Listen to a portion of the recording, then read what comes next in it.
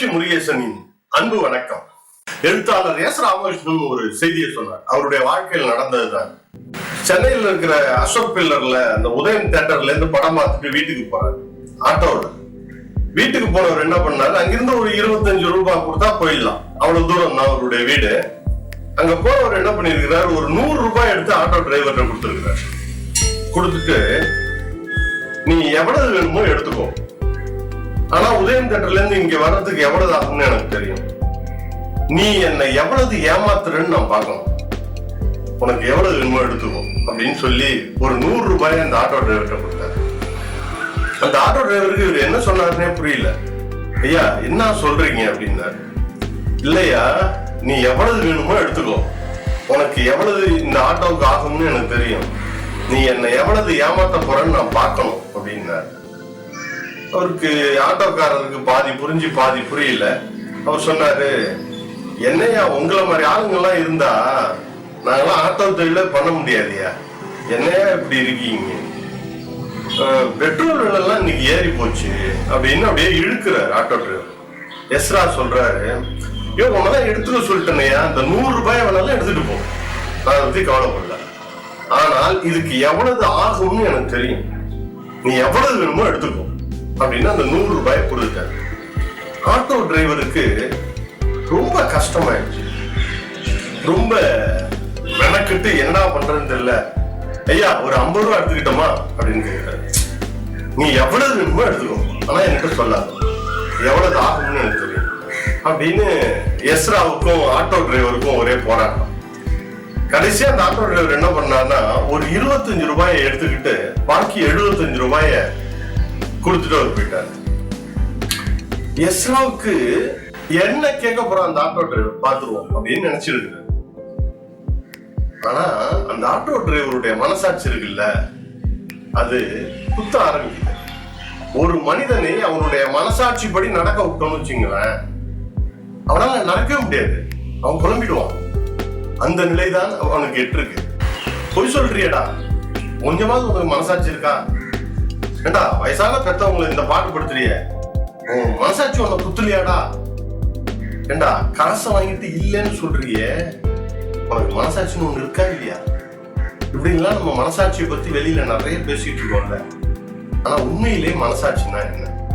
ரொம்ப சாதாரணமா சொல்லுவாங்க, எல்லாம் கரெக்ட் தான்ப்பா, ஆனா ஏதோ ஒரு சின்ன ஒரு மன நெருடல் இருக்குப்பா அப்படின்னு சொல்றாங்க. அதுக்கு பேர் தான் மனசாட்சி. மனசாட்சியை டிஃபைன் பண்ண வேண்டியதில்லை, அப்படியும் பண்ணலாம். இப்ப மனசாட்சின்னா என்னன்னு கேட்டீங்கன்னா, செய்த ஒரு செயலை யாரும் அறியாத போது சரி தவறு என உணர்த்துவதோடு மட்டும் இல்லாமல், தவறானதை செய்கிற போது நம்மை குத்தி காட்டக்கூடிய, நம்முடைய குற்ற உணர்வை ஏற்படுத்தக்கூடிய உள்ளுணர்வு இருக்குல்ல, அதுக்கு பேர் தான் மனசாட்சி. இந்த மனசாட்சி ஒவ்வொருக்குள்ளேயும் இருக்கும்.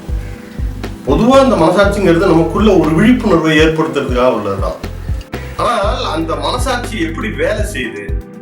ஆன்மீகத்துல சொல்லுவாங்க, மனசுக்கு ஆன்மா சாட்சியாக இருக்கிறது. மனது தவறு செய்கிற போது ஆன்மா அதனை குத்தி காட்டும், அதுதான் மனசாட்சின்னு ஆன்மீகத்துல சொல்லுவாங்க. மனசாட்சி எப்படி இருக்கும்? மனசாட்சி 1 2 எத்தனை மனசாட்சி இருக்கு? எப்படி உருவாகிறது? இதுக்கெல்லாம் பல காரணிகள் இருக்கின்றன. நாம எப்படி உருவாக்கப்படுகிறோம், நம்முடைய சுற்றுச்சூழல் எப்படி இருக்கு, நம்முடைய அப்பா அம்மா என்ன சொல்லி தராங்க, இதெல்லாம் சேர்ந்துதான் நம்முடைய மனசாட்சிங்கிறதே உருவாக்குது.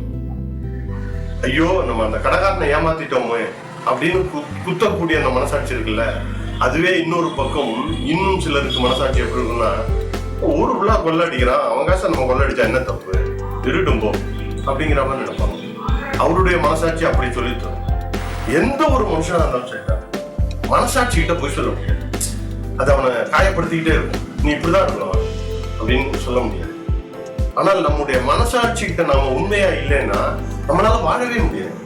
நம்ம வாழணும்னா அதுக்கு முதல் தகுதியை நம்ம மனசோட நம்முடைய சூழலோட ஒத்து போகணும். நீ மனசோட ஒத்து போகலன்னா குடும்பத்தோட எப்படி ஒத்து போக, குடும்பத்தோட ஒத்து போகலன்னா சமூகத்தோட எப்படி ஒத்து போக, சமூகத்தோட ஒத்து போகாதவனுக்கு வாழ்கிற அந்த சூழலே அமையாமல் போயிடுது. ஆக நம்முடைய மனசாட்சிக்கு முதலில் உண்மையாக இருக்க நாம் கற்றுப்பழக வேண்டும். ஒரு புத்தகம் உண்டு, ஏஎஸ்பி ஐயர்னு ஒருத்தர் எழுதுனது. அவர் வந்து ஹைகோர்ட் ஜட்ஜாலாம் இருந்தவர். ஒரு 25 ஆண்டு காலம் அரசு பணியில் இருந்தவர். அவர் ஒரு புத்தகம் எழுதினார். அவருடைய பணியில் இருந்த எக்ஸ்பீரியன்ஸை, அனுபவங்களை புத்தகமா கொண்டு வந்தார். அதுக்கு பேரு 25 years of civilian. அதுல ஒரு சம்பவம் சொல்றாரு. ஒரு ஆங்கிலேய நீதிபதி, இந்த நீதிபதி என்ன பண்றாருன்னா, ஒரு தப்பா ஒருத்தவனுக்கு தூக்கு தண்டனை கொடுத்துடுறாரு. தூக்கு தண்டனையும் நிறைவேற்றப்படுகிறது. தூக்கு தண்டனை என்றைக்கு நிறைவேற்றப்படுகிறதோ அன்றைக்கு இரவு இவருக்கு ஒரு கனவு வருகிறது. அந்த கனவுல அந்த தூக்கில் தொங்கிய அந்த குற்றவாளி வரான். வந்து சொல்றான், நீதிபதி, முக்கியமா இந்த ஆவணத்தை நீ பார்க்கல, இந்த ஆவணத்தை மட்டும் நீ பார்த்திருந்தேன்னா என்ன குற்றவாளி இல்லைன்னு விடுதலை பண்ணிருப்ப, நீ அநியாயமா என்ன கொன்னுட்டியே அப்படின்னு அந்த குற்றவாளி வந்து கனவுல கேட்கிறான். இதை பார்த்ததும் மறுநாள் காலையில எழுந்திருச்சு உடனடியா அலுவலகத்துக்கு போய் ஆபீஸ்ல இருக்கிற அந்த ரெக்கார்டை எடுத்து பார்க்கறான். சரியா அவன் சொன்ன மாதிரி இந்த ரெக்கார்டை பார்த்திருந்தா அவன் குற்றவாளியே இல்லை. ஆகா, ஒரு நிரபராதியை தண்டிச்சிட்டோமே அப்படின்னு சொல்லிட்டு 3 நாளா அவர் படாத பாடுபடுறாரு அந்த நீதிபதி. 3ஆவது நாள் என்ன செய்யறாருன்னா, துப்பாக்கி எடுத்து தானே சுட்டு செத்துறாரு. ஒரு மனசாட்சி என்ன செய்யும் அப்படின்னா இதைத்தான் நிகழ்த்தி காட்டும். தன்னஞ்செறிவது பொய்யற்க, பொய்த்தபின் தன்னஞ்சே தன்னை சுடும் அப்படின்னு வள்ளுவர் சொல்றாருல்ல, இப்படி வந்துதான் சுடும். எனவே மனசாட்சியிடம் உண்மையாக இருக்கிற தன்மையை நாம் எப்பொழுதும் வைத்திருக்க வேண்டும். நம்முடைய மனசுக்கு நாம அறிஞ்சு ஒரு தப்பான காரியத்தை சொல்லிட்டோம்னா நம்மளுடைய மனசாட்சியை நம்மளை குத்திக்கிட்டே இருக்கும். வேற யாரும் நம்மளை வந்து வெளியில இருந்தெல்லாம் கேட்க வேண்டியது. ஒரு சிற்பி கோவிலுக்கு சிற்பம் பண்ணிட்டே இருந்திருக்கிறான். அந்த சிற்பத்துல ஒரு சின்ன இடத்துல வந்து ஒரு சின்ன பின்னம் ஆயிடுச்சு. அந்த சிலையில காதுக்கு பின்னாடி இருக்கிற ஒரு இடத்துல ஒரு சின்ன விரிசல். அத பார்த்துட்டான். பார்த்த பிறகு பக்கத்துல இருந்தவன் கேட்டான், ஏன் இதே மாதிரி இன்னொரு சிலை செய்றீங்க அப்படின்னு கேட்டப்ப, இல்லப்பா இதுல காதுக்கு பின்னாடி ஒரு சின்ன கோடு வந்துருச்சு. சரி, இந்த சிலையை எங்க வைக்க போறீங்க? நான் இதை கொண்டு போய் 4வது மாடியில கோபுரத்துல வைக்க போறேன். நீ கொண்டு போய் 4வது அடுக்குல கோபுரத்துல வைக்கிறப்ப கீழே இருந்து பாக்குறவனுக்கு இந்த சின்ன விரிசல் தெரியவா போகுது அப்படின்னு கேட்டான். அதுக்கு அந்த சிற்பி சொன்னானா, நான் என்னுடைய மனசாட்சிக்கு தெரியும் இல்ல, இதுல ஒரு கோடு, இதுல ஒரு விரிசல் விழுந்துருக்கு, அதை கொண்டு போய் எப்படி வைக்க முடியும்? என் மனசாட்சிக்கு மீறி அதை செய்ய மாட்டேன், அதனால நான் இன்னொரு பொம்மையை செஞ்சுதான் கொண்டு போய் வைப்பேன் அப்படின்னா.